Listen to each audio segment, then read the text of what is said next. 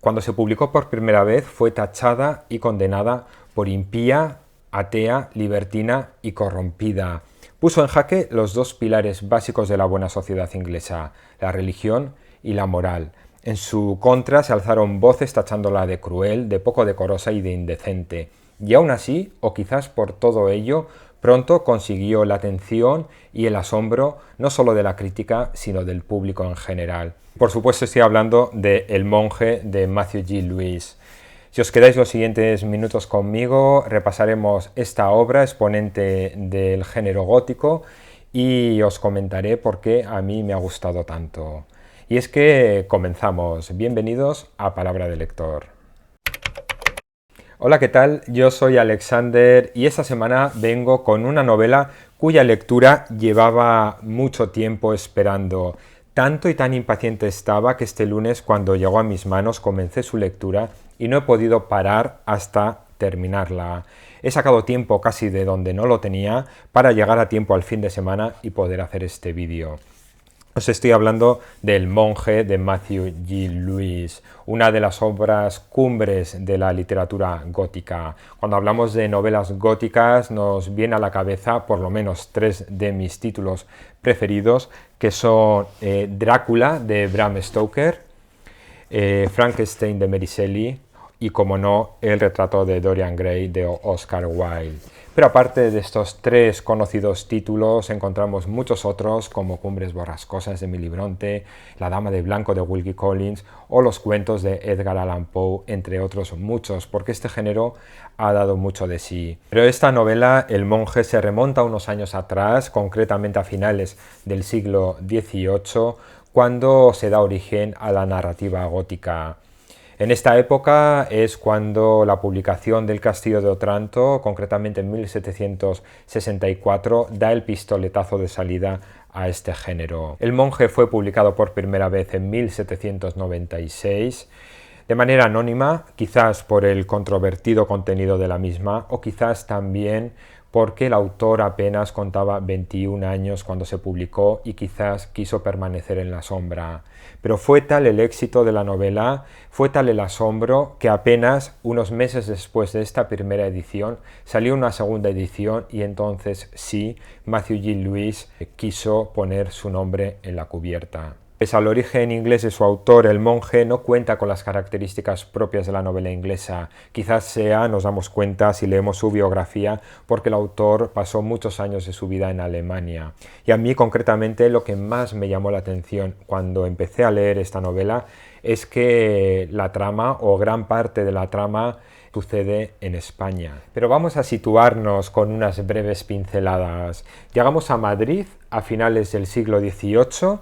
Como lugares clave encontramos la abadía de los capuchinos, donde vivirán de puertas para adentro una congregación de monjes. Aledaña a esta abadía está la iglesia de los capuchinos, muy importante en esta trama, y muy cerca de la abadía y de la iglesia encontramos el convento de Santa Clara, donde también una congregación de monjas vivirá de muros para adentro. Entre monjas y monjes encontramos a nuestro protagonista, que es un religioso, el prior de la orden, Ambrosio, que será quien protagonizará esta trama.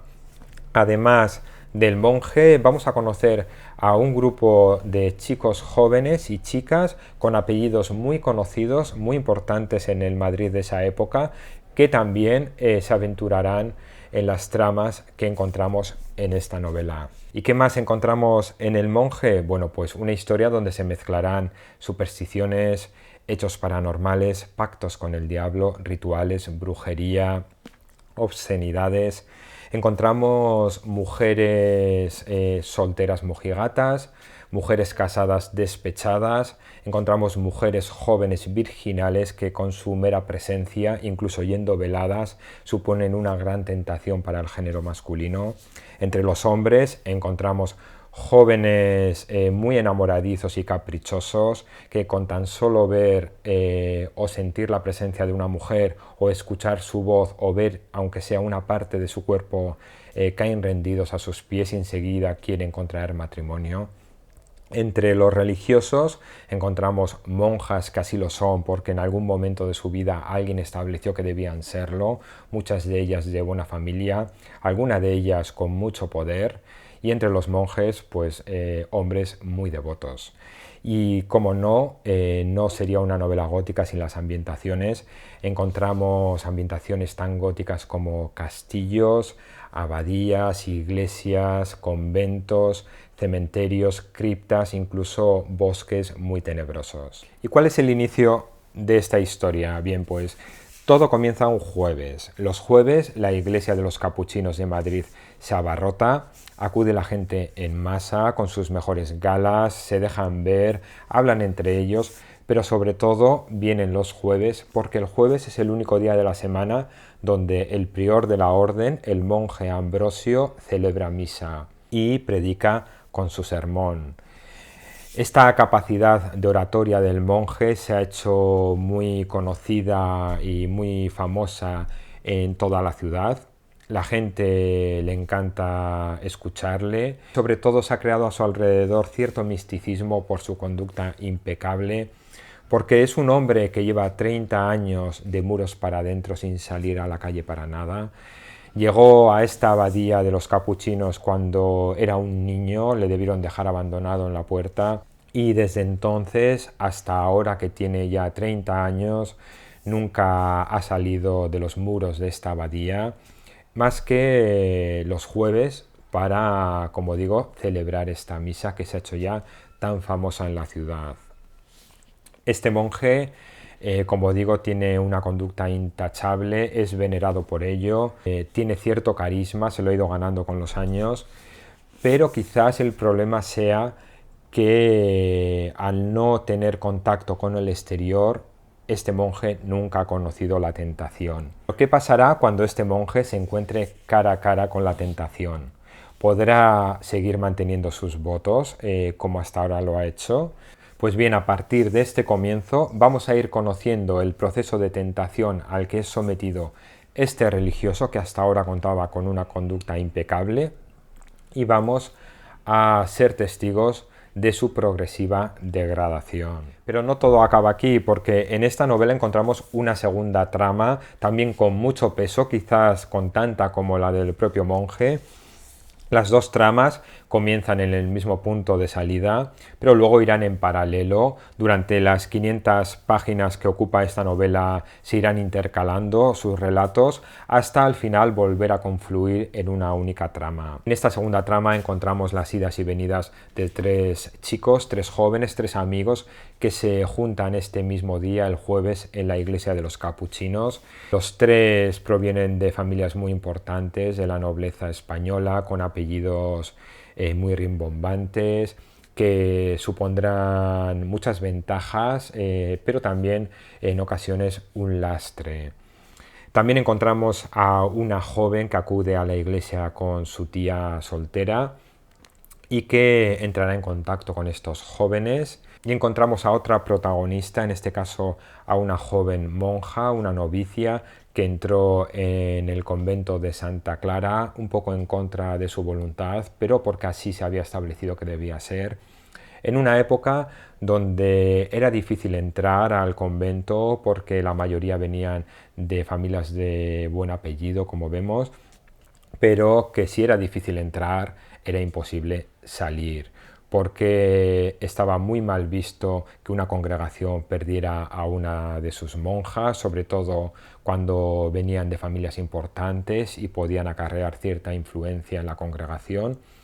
Y en este caso vemos a esta joven que, como digo, entró sin mucha voluntad, pero que desea con todas sus fuerzas salir de esta congregación y no se lo van a poner nada fácil. Además de estas dos tramas principales, aquí confluyen una serie de relatos, historias, de leyendas que enriquecerán lo que vamos leyendo. Todos estos ingredientes que os he comentado a mí me han servido para imbuirme de lleno en esta historia. La he disfrutado, no he podido parar de leer, al igual que los feligreses del monje Ambrosio acudían a escuchar atentos su sermón, yo no he podido pestañear leyendo la historia de Matthew G. Lewis.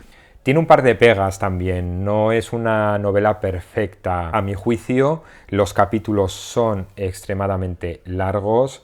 Yo tengo esa manía de no poder parar de leer hasta que acabo un capítulo y en este caso, bueno, pues ha habido veces que me ha sido imposible porque son capítulos bastante largos. Bueno, y además de esos capítulos largos me parece que se le ha ido un poco de las manos cuando intercala las tramas. De hecho, es un problema que ya lo indica en la introducción de esta novela Francisco Torres, cuando habla de que hay partes en la novela mal ensambladas. Y es que cuando se aparca una de las tramas para continuar con la otra, pasan muchísimas páginas hasta que se vuelve a retomar la trama aparcada y se continúa.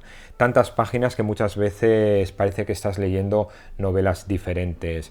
Pero pese a todo, pese a estos dos fallos que son notables, aún así la novela merece mucho la pena ser leída. Yo la he disfrutado, la he leído de un tirón, me ha encantado y desde luego si os gusta el género gótico tenéis que leerla. El monje de Matthew J. Lewis os va a entretener, la vais a disfrutar y como digo es un exponente de las primeras novelas góticas. No tengáis miedo todos aquellos que penséis que os vais a encontrar una novela de terror espeluznante, porque como siempre digo cuando hablamos de novelas góticas con cierta dosis de terror, es un terror clásico que no es efectivo hoy en día. Quizás daba más miedo antiguamente cuando se estaba más encorsetado con supersticiones, con estas creencias ciegas. Quizás todos estos relatos un poco fantasmales llegaban a perturbar el sueño de los lectores. Pero no creo que sea el caso hoy en día. La podéis leer con total tranquilidad, aunque bueno, cada uno también puede valorar el baremo de lo que puede tolerar. Y hasta aquí el repaso de esta semana de esta novela, El monje, que a mí me ha encantado, una novela que parece que pocos defendieron cuando se publicó por primera vez, pero que muchos leyeron. Si habéis llegado hasta aquí, como todas las semanas, os doy las gracias por haberme acompañado durante estos minutos. Os invito a que me deis un like si os ha gustado este vídeo, a que lo compartáis, a que os suscribáis a mi canal si os gusta el contenido que subo, y a que me dejéis cualquier comentario, sugerencia o propuesta de lectura. Como siempre, os leeré y os responderé a todos. Yo me despido hasta la semana que viene, que intentaré venir con un nuevo vídeo para comentar. Hasta entonces, muchas gracias y nos vemos ya la semana que viene. Hasta luego.